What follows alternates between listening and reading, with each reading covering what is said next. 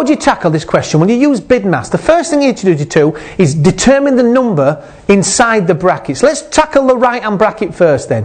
What's the first thing we're going to do? Well, we'll divide it out. 36 divided by 3 is 12. 12 plus 8, add it together, gives you 20. Now that's just a straightforward number, 20 to the power of minus 2. So you can get rid of the brackets now. We'll leave that one for a minute. Let's sort the other side out now. We've got a quarter to the cubed. Well, what does that mean? Well, that means 1 divided by 4 times 4 times 4. Now, that's 1 divided by 4 times 4 times 4. Now you get that out and you convert it back to a decimal, which gives you 0.015625 times 20 to the power of minus 2. Well, what does 20 to the power of minus 2 mean? It needs inverting. Make it 1 divided by 20 squared, which means 1 divided by 20 times 20, which is 1 divided by 400. When you get that out, divide 1 by 400, you get 0.0025. You've got to convert it back to a decimal now. Get that number together. Finally, multiplying it out, it gives you that answer there, which is 0.00003906. Not a good way to write it, is it, that? This is when it brings in a new parameter of how you write that again. You can write that as 3.906 times 10 to the minus 5. All we've done is move the decimal point 5 places to the left.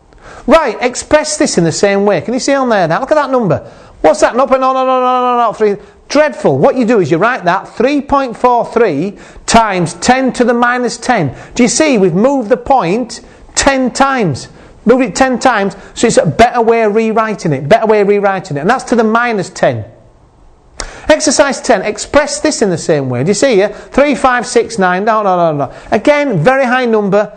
We want to move the decimal place now to the right. So this is a positive number. This can be rewritten as 3.569 times 10 to the 9. Because you've moved it to the right by 9. Yeah? Move it to the right.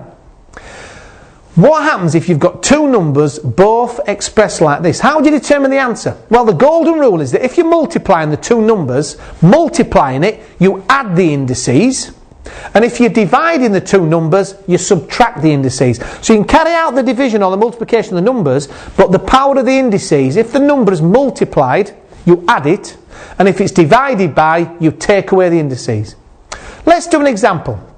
Determine the following. 3.5 times 10 to the 4 times 6.2 times 10 squared. Yeah, see them? So it's 3.5 times 10 to the 4 times 6.2 times 10 to the 2.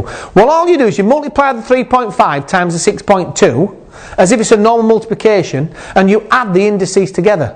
So the indices here are 4 and 2. So when you add them together, you get this. 21.7, which is the first two numbers added, times 10 to the power of 6. All you've done is add the power of the indices.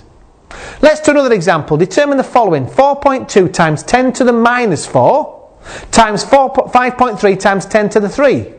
All you do is multiply the first two out. 4.2 times 5.3. It's a multiplication, so you add the indices, and the answer is minus 4 plus 3 gives you minus 1. So the final answer would be 22.26 times 10 to the minus 1.